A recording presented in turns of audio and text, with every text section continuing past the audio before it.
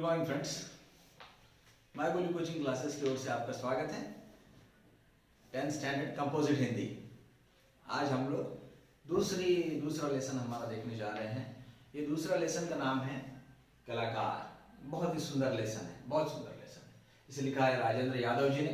और राजेंद्र यादव जो है वो हमारे बहुत ही प्रख्यात लेखक रहे हैं।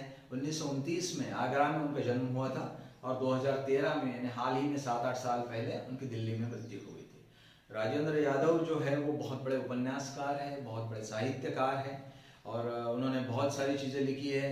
उनके बारे में ये कहा जाता है कि उपन्यासकार मुंशी प्रेमचंद द्वारा 1930 में प्रकाशित साहित्यिक पत्रिका हंस, इसका पुनर्प्रकाशन उन्होंने चालू किया था और वो 1986 को प्रारंभ किया था और लगभग इनकी डेथ तक, जब तक इनकी मृत्यु होती है तब तक ये पूरे 27 साल तक चालू रहा। और इनकी अच्छी अच्छी रचनाएं जो है, प्रमुख रचनाएं जिसको हम कहेंगे वो है जहां लक्ष्मी कैद है, नंबर 1, छोटे छोटे ताजमहल, उसके बाद में किनारे से किनारे तक, ये कहानी संग्रह है।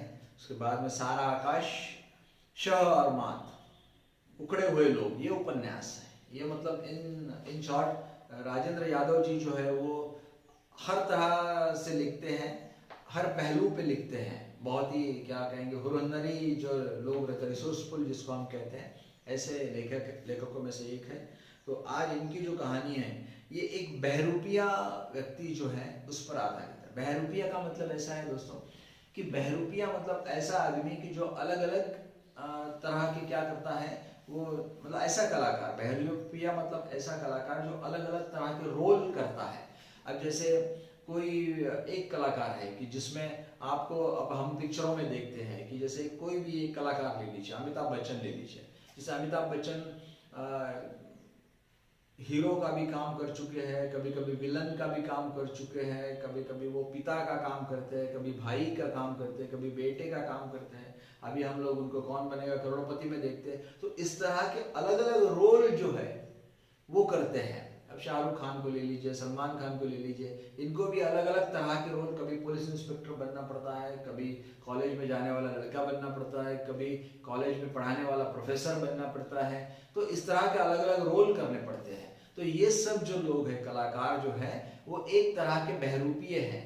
और उस समय थोड़ा ये पुराने जमाने की कहानी है। तो इसमें उस समय ऐसे लोग होते थे, वो क्या करते हैं कि अलग अलग तरह एक रोल अपना थोड़ी देर के लिए वो चेंज कर लेते हैं, ताकि लोगों के सामने एक छोटा सा नाटक करते हैं। तो लोगों को अगर वो पसंद आता है तो लोग इनको पैसे देते हैं। ये भी कलाकार है, जैसे मैंने आज के कलाकारों का आपको उदाहरण दिया है। तो इसी तरह से ये भी कलाकार है, ये अलग अलग तरह के रोल करते रहते हैं। तो उसी को हम बहरूपिया कहते हैं, ठीक है। तो ये जो कहानी है ये बड़ी सुंदर है, बहुत ही अच्छी है, आपको बहुत पसंद आएगा। इसमें मतलब एक बहरूपिये की अपनी कला के बारे में तो बताया गया है, लेकिन आंतरिक सौंदर्य जो है, आदमी अंदर से किस तरह से सुंदर हो सकता है, ये भी बड़ा सुंदर ढंग से आज यहाँ पर दिखा गया। चलिए हम लेसन शुरू करते हैं। सबसे पहले मैं जैसे हर वीडियो के पहले कहता हूँ, आपके पास आपकी किताब रहना जरूरी है, ताकि इसमें अगर आपको कोई भी डिफिकल्ट वर्ड आ जाता है, कोई भी शब्द समझ में नहीं आता है, तो मैं उसे समझाता हूँ, तो थोड़ा सा उस वक्त आपके ध्यान में रहेगा। आप चाहे तो उसके बारे में रनिंग नोट्स भी लिख सकते हैं, उस शब्द का अर्थ जो है वो किताब में वहां पर आप लिख सकते हैं, ठीक है। शुरू करते हैं। कलाकार, बहरूपियों के बारे में हम सब जानते हैं। इन लोगों का पेशा का मतलब है इनका प्रोफेशन, इनका व्यवसाय अब समाप्त होता जा रहा है। अभी बहरूपिये नहीं रहे, अभी ये सब आर्टिस्ट बन चुके हैं, कलाकार बन चुके हैं। कोई पिक्चरों में काम करता है, कोई नाटकों में काम करता है। अब बहरूपियों वाला जो प्रोफेशन है वो अभी नहीं रहा।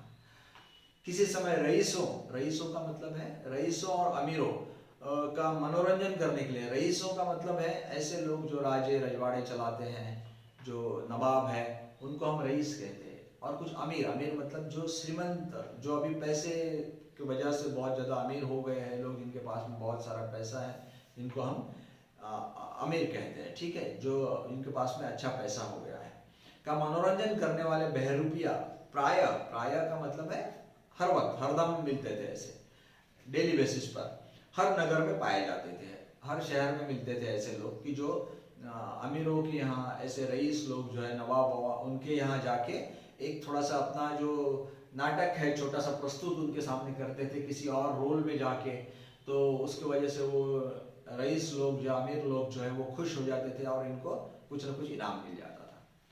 तो वो कभी धोबी का रूप लेते हैं, कभी डाकिये का रूप लेते हैं, हूबहू उसी तरह का व्यवहार करके ये प्रायः लोगों को भ्रम में डाल देते हैं। मतलब ये इस तरह से एक्टिंग करते हैं कि लोगों को लगता है कि ये आदमी जो है ये सचमुच का धोबी है या सचमुच का डाकिया है।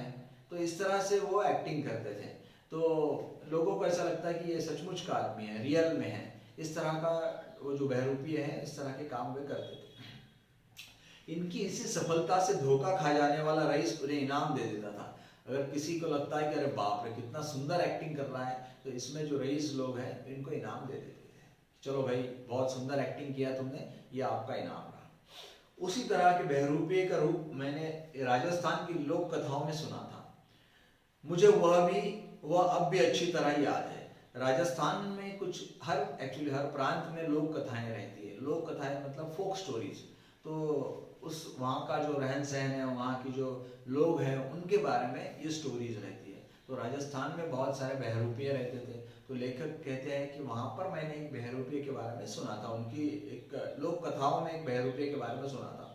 लगता है कि हम सबके भीतर कहीं ना कहीं उसी तरह का एक बहरूपीय बैठा है।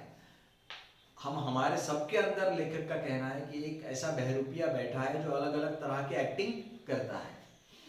एक बार एक बहरूपिया ने साधु का रूप बनाया। अब कहानी चालू कर दिया उन्होंने कि उनका कहना यह है कि एक बहरूपिया ने साधु का रूप ले लिया। ठीक है, मैंने पहले बताया कभी डाकिया बनता है, कभी धोबी बनता है, कभी और कोई अलग अलग तरह के कुम्हार बनते हैं। तो इस तरह के ये रोल करते हैं। तो अभी अब की बार ये जो बहरूपिया ये क्या बन गया, साधु बन गया।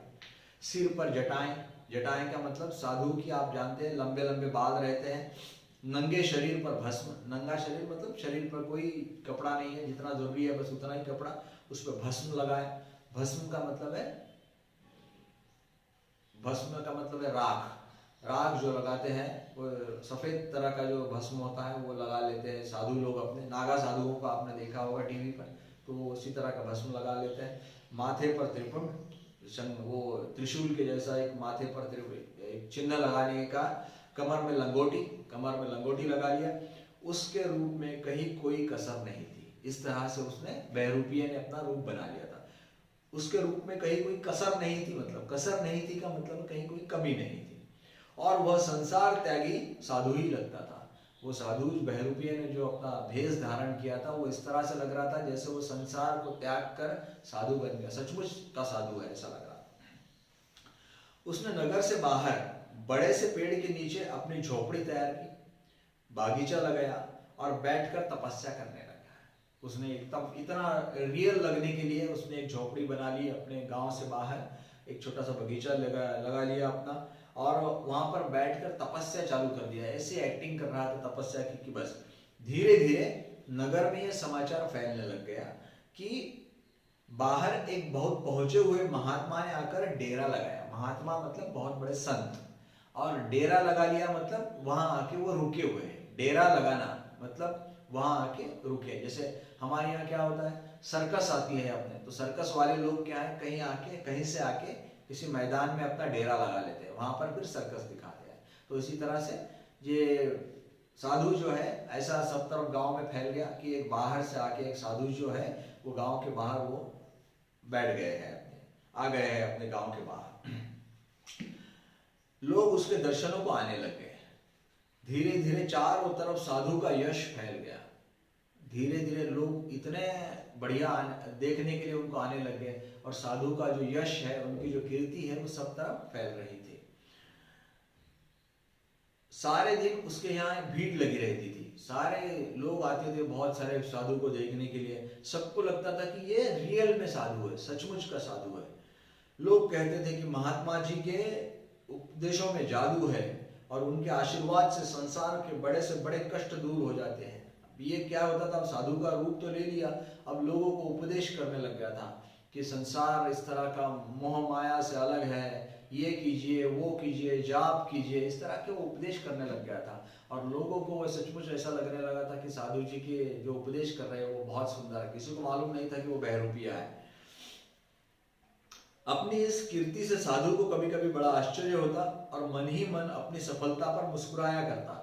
मतलब साधु को ऐसा लग रहा है कि लोग मेरे बारे में ये कह रहे हैं कि मेरे उपदेशों से बहुत अच्छे काम हो रहे हैं, लोगों की समस्याएं दूर हो रही है, तो वो बहुत मुस्कुरा देता था। आश्चर्य भी होता था, मुस्कुरा इसलिए देता था कि वो बहरूपिया था, उसने ये रूप धारण किया था। इसका मतलब है कि उसने जो रूप धारण किया वो बहुत सही था, बहुत सही ढंग से उसने वो रोल कर रहा था।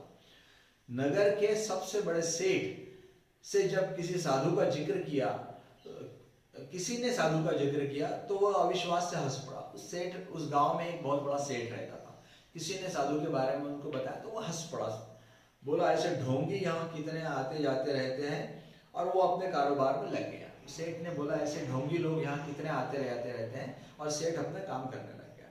साधु का नाम चारों ओर फैलता जा रहा था, साधु का नाम चारों ओर फैलता जा रहा था, मतलब चारों ओर उनका नाम सब अच्छा अच्छा हो रहा था।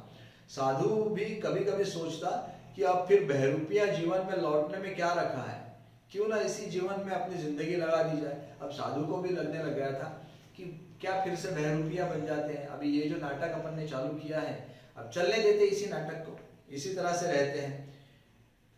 फिर उसका मन धिक्कारने लगता था कि जो वह जिंदगी भर साधु बना रहा तो अपने असली पेशे के साथ बेईमानी करेगा, लेकिन अंदर से तो वो बहरूपिया था, वो बहुत अच्छा इंसान भी था, तो इसलिए वो अपने आप को धिक्कारने लग गया मतलब अपने आप पर टीका करने लग गया, टिप्पणी क्रिटिसाइज जिसको हम इंग्लिश में बोलते हैं, वो करने लग गया कि इस तरह से अगर तू साधु ही बना रहेगा तो इसका मतलब क्या है कि तू लोगों को फंसा रहा है, तू तो रोल कर रहा है, एक्टिंग कर रहा है ना, तो बेटर यह है कि फिर से अपने आप को अपने रूप में आना चाहिए अपन ने।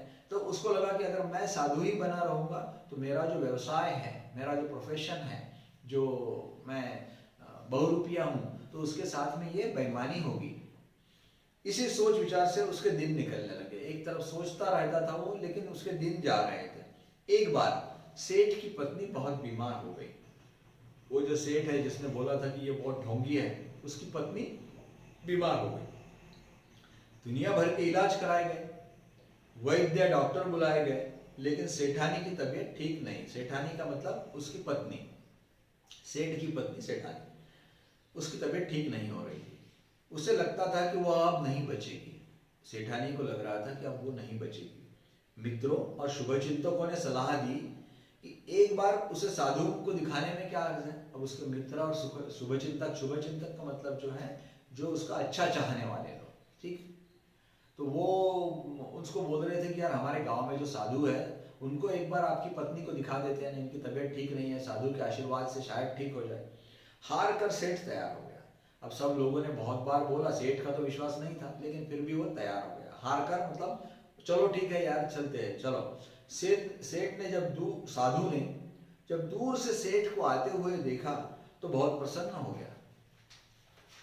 मतलब साधु ने देखा कि दूर से जो सेठ है वो आ रहा है अपने तरफ। नगर का सबसे बड़ा करोड़पति उसके पास आ रहा था। नगर में जो सबसे बड़ा आदमी है, सबसे अमीर आदमी है, वो उनके पास आ रहा था। आगे आगे सेठ, और फिर डोली में बीमार सेठानी। सेठ आगे आगे आ रहे थे, उसके पीछे डोली में बीमार सेठानी आ रही थी। उसने जाकर अब देखिए सेठ आगे आए, उन्होंने साधु के चरण पकड़ लिए। चरण पकड़ लिए मतलब उनके पांव पकड़ लिए और बोला, महाराज जैसे भी हो सेठानी को जीवन दान दीजिए, यह मेरे घर की लक्ष्मी है।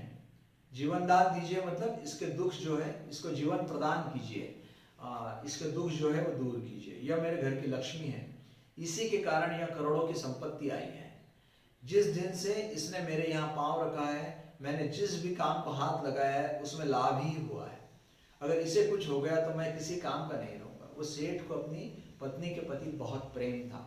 वो कह रहा था कि मेरी पत्नी जब से आई है, बस मेरे व्यापार में बरकत ही बरकत हुई है, उन्नति हुई है। मैंने जिस काम को भी हाथ लगाया वो सक्सेसफुल हो गया है, तो इसलिए मैं अगर ये नहीं रही तो मैं किसी काम का नहीं रहूंगा। साधु ने गंभीर चेहरा बनाकर डोली का पर्दा उठाया। साधु ने, वो तो एक्टिंग कर रहा था, लेकिन उसने गंभीर चेहरा बनाया और डोली का पर्दा उठाया। सेठानी बीमारी में बेहोश पड़ी थी। वो सेठानी जो थी बेचारी, वो बीमारी इतनी थी कि बेहोश हो गई थी। भगवान ने चाहा तो सेठानी 7 दिन में ठीक हो जाएगी। उसने धूनी की चुटकी भर राख उसके ऊपर डाल दी और फिर रोज आने को कहकर अपनी आंखें मूंदकर समाधि में लग गया। साधु ने क्या किया, पर्दा खोला, सेठानी बेहोश पड़ी थी, उसके पास में जो धुनी लगी रहती है, धुनी मतलब साधु लोग क्या करते हैं कि अपने यहाँ इस तरह की अग्नि प्रज्वलित करके रखते हैं, वो उसमें की थोड़ी सी राख उठाई और वो सेठानी की आंख पे डाल दी और कहा अगर भगवान ने चाहा तो सेठानी 7 दिन में ठीक हो जाएगी। और उसने कहा साधु को कि आप रोज आते रहिए यहाँ पर। सेठानी रोज आने लग गई। संयोग की बात मतलब है कि फॉर्चुनेटली मतलब संयोग, वो ऐसे इंसिडेंटली हो गया हो, बस अपने आप ही हो गया हो। सेठानी धीरे धीरे सेठानी की तबीयत भी सुधरने लग गई, अपने आप सेठानी की तबीयत ठीक होने लग गई। 7-8 दिनों में उसकी बीमारी समाप्त होने लग गई। इसने कहा था 7 दिन में सेठानी ठीक हो जाएगी, और 7-8 दिन में उसकी बीमारी खत्म होने लग गई अपने आप। सेठ को साधु पर घनघोर विश्वास हो गया। घनघोर का मतलब है फर्म बिलीफ। साधु पर पूरा विश्वास हो गया और वो रोज उसके पास आने लग गया। सेठानी ठीक हो गई, लेकिन सेठ रोज आता रहा। सेठानी तो ठीक भी हो गई, सेठ लेकिन रोज आता रहा। साधु उसे रोज उपदेश दिया करता था। अब साधु जो अपना क्या एक्टिंग करता था, वो रोज उपदेश दिया करता था कि यह संसार तो माया है, धन का लोभ आदमी को आदमी नहीं रहने देता है। वो जो अपने स्पिरिचुअल जो चीज़ है वो बताता था कि आप ज़्यादा पैसे में मत पड़िए, पैसे धन का लोभ जो है वो अच्छा नहीं है, ज़्यादा पैसा कमाना अच्छी बात नहीं है। जितना धन बढ़ता है लोभ भी उतना ही बढ़ता जाता है। जितना पैसा बढ़ता है लोगों का लोभ बढ़ता है। लोभ का मतलब इंग्लिश में हम जिसे ग्रीड कहते हैं। तो आपको आपकी हाव जो बढ़ती है, हाँ और पैसा कमाना है और पैसा कमाना है, इस तरह का आप सोचने लगते, जिसे हम ग्रीड कहते हैं। तो लोभ जो है वो बढ़ते जाता है। सच्चा सुख धन का त्याग करने में है। ये इसने साधु उसको बता रहा था कि आपके पास जो धन है उसका त्याग करने में सच्चा सुख है। इस माया मोह से उठकर भगवान के चरणों में ध्यान लगाने में ही सच्चा सुख है। वो बोलता था कि ये पैसे वैसे में से बाहर निकलो और ऊपर वाला भगवान जो है उसका नाम स्मरण करो, उसी में सच्चा सुख है। सोना तो मिट्टी है, सोने में कुछ नहीं पड़ा है। सोना तो मिट्टी के जैसा है। मिट्टी का मोह पाल कर आज तक किसी ने शांति नहीं पाई है। कितना सुंदर उपदेश है लेकिन ये कि सोना, वो बोलता था कि आपके पास में जो धन है, सोना है, ये सब एक मिट्टी की तरह है। और मिट्टी का मोह क्या रखते हो? मिट्टी का मोह रखने वाले को कभी शांति नहीं मिल सकती है। धीरे धीरे इस तरह के जो उपदेश वो करता था, धीरे धीरे साधु के उपदेशों का प्रभाव सेठ पर पड़ने लग गया। सेठ पर उसका प्रभाव पड़ने लग गया। एक दिन साधु ने देखा कि घोड़ों, ऊंटों और बैलगाड़ियों का झुंड उसकी कुटी की तरफ चलता आ रहा है। एक दिन उसने देखा कि अरे बाप रे, ये क्या, बहुत सारा झुंड जिसमें बैलगाड़ियां हैं, ऊंट है, उसके बाद में घोड़े हैं, ये सब उसकी कुटी की तरफ आ रहे हैं। इसको संदेह, मन में इनके संदेह हुआ। संदेह का मतलब शक हुआ कि लोगों को उसकी असलियत का पता तो नहीं चल गया और ये सरकार के आदमी उसे पकड़ने के लिए चला है। उसको लगा कि सबको समझ में तो नहीं आ गया कि मैं बहरूपिया हूँ और साधु का ढोंग कर रहा हूँ और ये सब सरकारी लोग मुझे पकड़ने के लिए आ रहे हैं। अभी ये सोच ही रहा था कि देखा उस झुंड के आगे आगे वही सेठ है। सेठ पास आया, उसने देखा कि झुंड के सामने तो वही सेठ है जिसकी बीवी ठीक हो गई थी और जो रोज आता है यहाँ पर। उसने साधु को प्रणाम किया। सेठ ने साधु को प्रणाम किया। गाड़ियों, घोड़ों, ऊंटों से सोने चांदी के गहनों, मोहरों और जवाहरों से भरे हुए कल से उतारे गए। कल से मतलब हांडे। वो हांडों में भर भर कर अपनी प्रॉपर्टी लाया था सेठ। और देखते ही देखते उसने वो सब हांडों का ढेर लगा दिया कुटी के सामने। ढेर मतलब इतना सारा जमा कर दिया। सेठ ने साधु के चरण पकड़कर कहा कि महाराज, आपके उपदेशों से मुझे सच्चा ज्ञान प्राप्त हो गया है। आपने जो उपदेश किए उससे मुझे बहुत अच्छा लगा, मुझे ज्ञान प्राप्त हुआ है और इस संसार से मेरा मन फिर गया है। वो बोलता है कि मेरा मन जो है इस संसार में अब नहीं रहा, मेरा इंटरेस्ट नहीं, मेरा मन फिर गया है, मतलब अब मुझे इसमें कुछ भी इंटरेस्ट नहीं रहा, मुझे इसमें कोई रुचि नजर नहीं आती है। झूठ कपट से मैंने जो धन कमाया है वह सब मैं आपके चरणों में रखता हूँ। सेठ ने कहा कि मैंने बहुत सारा झूठ और कपट करके, मतलब लोगों को झूठ बोल के और ऐसी काम किया मैंने कि जो सही नहीं है, लेकिन ऐसा करके मैंने बहुत सारा कपट करके, विश्वासघात करके लोगों का मैंने बहुत सारा धन जो कमाया है वो मैं आपके चरणों में रखता हूँ। इसलिए वो हांडे जो है वो सब साधु के पास में रख दिए। इसका जो भी आप चाहे करें, गरीबों में बांट दे या मंदिर बनवा दे, लेकिन मुझे अपना शिष्य बना। सेठ ने कहा कि ये सब आप ले लो, इसमें से जो आपको करना है वो करो, इसमें से मंदिर बना दो या लोगों को बांट दो, लेकिन मुझे अपना शिष्य बना दो।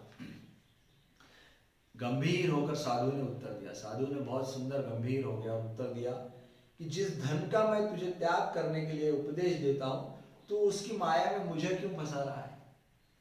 अब बहुत सुंदर उत्तर दिया साधु ने कि मैं तुझे बोल रहा हूं कि धन का त्याग कर दो, अब तू मुझे उसमें फंसा रहा है। जो तेरे लिए मिट्टी है वो मेरे लिए भी मिट्टी तो पहले भी था और पहले अभी भी है। मतलब ये धन तो तेरे लिए मिट्टी है, अब मेरे लिए तो ये पहले से ही मिट्टी रहा है। मैं इसमें हाथ नहीं लगा सकता। मैं तूने जो धन लाया है मैं इसे हाथ नहीं लगाऊंगा। और उसने सचमुच धन नहीं लिया। समझा बुझाकर सेठ को लौटा दिया। उसने सेठ को समझा दिया कि ये जो धन वगैरह है ये आप ही रख लीजिए, इसका कोई अच्छी तरह से विनियोग कीजिए। महात्मा की इस महानता से सेठ की आंख में आंसू आ गए। सेठ की आंख में आंसू आ गए कि मैं इतना सारा पैसा इसको दे रहा हूं, लेकिन ये तब भी नहीं ले रहे हैं। ये कहते हैं कि ये जितना भी पैसा है ये किसी मिट्टी की तरह है मेरे लिए, इसमें कुछ भी नहीं है मेरे लिए। अगले दिन जब सेठ आया, अब देखिए एकदम क्या बोलते हैं उसको, कहानी में ट्विस्ट। अगले दिन जब सेठ आया तो उसने देखा साधु का कहीं पता नहीं है। उसने देखा कि साधु कहीं नहीं है। उसने इधर उधर खोजा मतलब इधर उधर जाके उसने देखा कि कहीं है क्या, तलाश किया। खोजा का मतलब तलाश किया, कहीं भी कोई नहीं था, उसको कोई दिखा नहीं। इतने में ही किसी ने आकर उसके चरण पकड़ लिए। इतने में एक आदमी आया और उसने साधु के सेठ जी के पैर पकड़ लिए और कहा, सेठ मेरा इनाम दे। कैसा इनाम, तू कौन है? सेठ ने आश्चर्य से उस व्यक्ति को देखकर पूछा। सेठ ने उस व्यक्ति को बोला कि अरे भाई तू कौन है? अब देखिए वो व्यक्ति क्या कहता है, कसूर माफ। कसूर का मतलब मेरी गलती मुझे माफ कर दीजिए, कसूर माफ करना सेठ जी, मैं वही कल वाला महात्मा हूं, मैं साधु वाधु कुछ नहीं हूं, मैं आपका सेवक बहरूपिया हूं। ये वो व्यक्ति था बहरूपिया जिसने वो साधु का भेष लिया था और इतने दिन से अपना काम कर रहा था और इतना सुंदर काम किया उसने, मतलब कि लोगों के दिल में उसके प्रति श्रद्धा निर्माण कर दिया उसने। तो उसने, लेकिन वो सच्चा आदमी था। उसने सेठ को बोला कि सेठ मैं बहरूपिया हूं, मैं साधु वाधु नहीं हूं। जब आप जैसे चतुर आदमी को मैंने धोखा दे दिया तो मुझे अपनी कला का बहुत बड़ा इनाम मिलना चाहिए। उसका कहना यह था बहरूपिया का कि आप जैसा सेठ आदमी जो है वो मेरी कला का धोखा खा गया। मतलब आपको भी ऐसा लग गया कि जैसे मैं सचमुच में साधु हूं। तो ये अपने आप में मैं बहुत खुश हूं कि मैंने इतना सुंदर एक्टिंग किया साधु की। अपराधी भाव से बहरूपिया सिर झुकाए खड़ा था। उसके सामने वो खड़ा हो गया कि हाँ सेठ जी मैंने एक्टिंग किया, लेकिन एक्टिंग बहुत अच्छी किया है, इसलिए आपको भी झांसे, आप भी झांसे में आ गए, लेकिन मैं बहरूपिया हूं, इतनी सुंदर एक्टिंग किया इसलिए आप मुझे मेरा इनाम दीजिए। सेठ आश्चर्य के मारे आसमान से गिरा। सेठ को इतना आश्चर्य हुआ कि पूछिए मत, वो बिल्कुल धड़ाम आसमान से गिरा का मतलब उसे बहुत आश्चर्य हुआ। फिर संभल कर बोला, इनाम तो मैं तुझे दूंगा, सचमुच तूने अपने आप में कमाल कर दिया, लेकिन एक बात बता, कल जब अपनी सारी संपत्ति तेरे पास ले आया था तो तूने उसे क्यों नहीं स्वीकार किया? अगर तू उसे ले लेता तो आज तू सेठ होता। तू इसी तरह इनाम मांगने की तुझे जरूरत नहीं रही थी। सेठ ने उसे समझाया कि कल मैंने पूरी मेरी प्रॉपर्टी तेरे पास में लेकर आया तो तूने क्यों नहीं लिया? तो बहरूपिया नम्रता से बोला। नम्रता का मतलब आप जानते हो, बहुत प्यार से, बहुत आराम से, नम्र होकर बोला कि सेठ जी यह बात मेरे भी मन में आई थी। इस समय सारी संपत्ति लेकर आज मैं कहीं के कहीं जा सकता था, आपकी जो संपत्ति है वो लेके मैं कहीं भी जा सकता था। फिर मेरे मन ने कहा ये गलत है। बहरूपिया इंसान अच्छा था। उसने कहा, मेरे मन ने कहा ये गलत है। मैं संसार त्यागी महात्मा का रूप धारण किए हूं। मैं किसकी एक्टिंग कर रहा हूं? एक संसार को छोड़ा हुआ एक संत महात्मा, उसकी एक्टिंग कर रहा हूं। और अगर ऐसा काम करूंगा तो मेरे रूप में खोट आ जाएगा। मैं जो एक्टिंग कर रहा हूं वो झूठी हो जाएगी। रूप को सच्चा रखने के लिए यही उचित है कि मैं इस संपत्ति को त्याग दूं और मेरी अगर बहुरूपिया बना मेरा जो प्रोफेशन है उसके प्रति मुझे लॉयल रहना है, तो मुझे ये संपत्ति आपकी वापस करना जरूरी है, ऐसा मेरे मन ने मुझे बताया। सो सच्चे महात्मा की तरह मैंने उसे त्याग दिया। तो एक सच्चे संत की तरह मैंने आपकी संपत्ति जो है वो त्याग दी। तो लगा कि अब मेरा काम पूरा हो गया। तब मुझे अच्छा लगा कि मेरा काम सचमुच पूरा हो गया। अब आप जो इनाम मुझे देंगे खुशी से लूंगा। और सेठ ने कहा, और मेरी सेठानी की बीमारी, वो सेठानी की मेरी बीमारी कैसे ठीक हो गई, मेरी पत्नी की? तो बहुरूपिये ने फिर से कहा, उसमें भी मेरा कुछ नहीं है, वह तो आपका और सेठानी का विश्वास और संयोग था। मतलब आपकी सेठानी जो अच्छी हो गई उसका कारण आपका विश्वास था और संयोग से वो ठीक हो गई, मैंने उसमें कुछ नहीं किया था। सेठ की समझ में सचमुच कुछ नहीं आ रहा था कि ये कैसा बहरूपिया है जो करोड़ों की संपत्ति 2-4 अशरफियों के इनाम पर इतना प्रसन्न और संतुष्ट है। सेठ को लगा कि मैंने इसको करोड़ों का प्रॉपर्टी दिया, वो करोड़ों की प्रॉपर्टी छोड़ के ये 2-4 रुपये अशरफियों का मतलब क्या था कि 2-4 जिसको हम कॉइन्स कहते हैं, 2-4 कॉइन्स के लिए वो इतनी बड़ी प्रॉपर्टी मेरी छोड़ दिया। ये किस तरह का बहरूपिया है, लेकिन ये सच्चा बहरूपिया है। दोस्तों देखो कितना सुंदर लेसन है कि बहरूपिया साधु का भेष धारण किया, इस तरह से धारण किया कि सबको उस पर विश्वास होने लगा। सेठ जी आए, उनकी पत्नी ठीक हो गई, सेठ जी ने पूरी प्रॉपर्टी दिया। तो प्रॉपर्टी इसलिए वापस कर दिया कि भाई मैं बहरूपिया हूँ और मेरा जो व्यवसाय है उसके प्रति मैं लॉयल हूँ, मेरी निष्ठा है, इसलिए मैं बेईमानी नहीं करूँगा। और जो प्रॉपर्टी है वो सब सेठ जी को वापस कर दिया। और उसके बाद में बोल रहा था कि इतना सुंदर मैंने एक्टिंग किया, उसके लिए मुझे इनाम मिलना चाहिए। और अंदर से बहुत प्योर अपने व्यवसाय के प्रति इतना सुंदर लेसन है हमारा ये।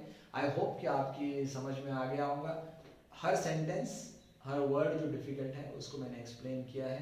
तो दोस्तों हर वीडियो के बाद में जो मैं कहता हूँ कि इसके पीछे जो क्वेश्चन आंसर्स दिए हैं आपके बुक के पीछे, वो केयरफुली देखिए, आपको बड़े आसानी से समझ में आ जाएगा और आप आसानी से सॉल्व भी कर सकते हैं। लेकिन इसके साथ में मेरा ये भी कहना है कि आपका जो वर्कबुक है उसकी तरफ भी देखिए और वर्कबुक अपना पूरी तरह से सॉल्व करने की कोशिश कीजिए, ठीक है। इनकेस वर्कबुक सॉल्व करने में कोई प्रॉब्लम आता है तो वीडियो बार बार दूसरी बार देखिए, तीसरी बार देखिए, ताकि आपको जो भी कंसेप्ट है वो क्लियर हो जाए, ठीक है।